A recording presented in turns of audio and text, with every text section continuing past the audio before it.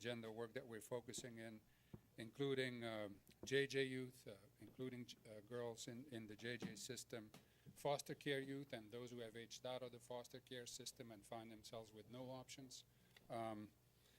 Young men of color, youth with disabilities, low-skilled adults, frontline workers. So I want everybody to remind that what we're focusing on today is an appropriate focus on the issues of girls and young women, but this is part of a much broader agenda that we're working on. And then I wanted to share one final observation before I turn to our panelists, and that is, I've been thinking a lot about these issues, and there's actually a lot of laws on the books, and I say, like, why is this not happening? So, and one of the things I've observed is sort of the role of the individual in all of this, right? Like, if you think about stereotypes and bias happening at the individual level of decision making, whether that's in a local school, whether that's at the state level or federal level, then you actually see that the decisions that an individual makes can actually narrow or broaden the opportunities that students have. And that is, I think, something to bear in mind as we start this conversation. So you'll see we have an incredible panel. Each panelist actually represents a different and an important component or dimension of policy work at the federal, state, and local levels. And I will also share with you, as I'm turning to the panel now, that our office, the Office of Career, Technical, and Adult Education, is the office that administers the federal funding for career and technical education in our country, and we have a strong proposal for the reauthorization of that law, and in that proposal we have taken the strengthening of equity provisions very, very clearly, and we're looking forward to the input from this panel and the participants today to even strengthen further our technical assistance that we hopefully will have an opportunity to provide to Congress in the not-so-distant future. So with all of that, let me now turn to the panelists, and I'm going to ask each panelist to say who they are and to speak briefly to two specific questions, like, why are you passionate about this work?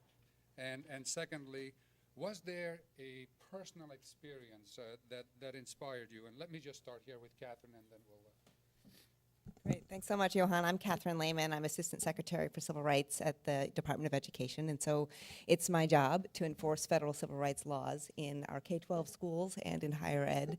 So one reason I'm passionate about this work is that it's about justice. And it's what I do all day, every day, and I love it. Another reason I'm passionate about the work is that I have two little girls who are in school now, and I want them to be able to be supported, to be anybody they want to be. And I want that for them and for all little girls and little boys like them. And my last reason for being passionate about it is that I was once a little girl in school myself, and I remember watching the dwindling numbers of students like me in high rigor courses as I increased through school. And that was enormously distressing for me to see, and my participation in the Math, Engineering, Sciences Association, which is an association that supports girls, black girls in STEM growing up, was really integral for me, as I then became a civil rights lawyer, so I sort of took the other path. Instead of staying in math, engineering, or science, I stayed in the civil rights part of that, but it was for me really integral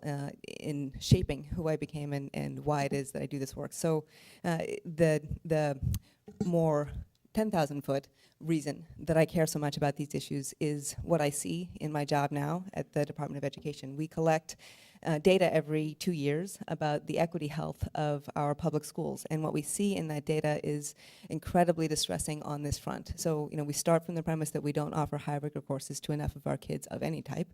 Only 50% of our high schools offer calculus to anyone. And then we look at the lack of access to courses like that for our black girls, for our Latina girls, and for all of our students of color. And just to be really clear about that data, our black and our Latina students are taking those, calculus in particular, but those high rigor courses at about half their numbers in school. So black girls are 8% of our public school students and 4% of our students in calculus. Latinas are 11% of our public school students, but 6% of our students in calculus. So that data alone is a reason to care, and I care very much. Alex? Hello, everyone. Alejandra Ceja, everyone calls me Alex. I'm the Executive Director of the White House Initiative on Educational Excellence for Hispanics. The goal of our office is to increase the educational outcomes and opportunities for Latino students. I'm passionate about this work because it gives me an opportunity to change the course for so many students that don't have a voice in our classrooms, for all those English learners that are sitting in a classroom that don't have the resources, for those Latino parents that are intimidated to go and talk to teachers about their child's education. This is really about equity and opportunity, and my parents were that example of they saw the school system as the authority figure, they saw that teacher as the authority figure. It wasn't until I went to college that I realized maybe we should have asked some questions about the quality of education I was getting. And I just realized that STEM wasn't encouraged, math was not encouraged. It was seen as, you know, it's too hard for you. Do something that's easier.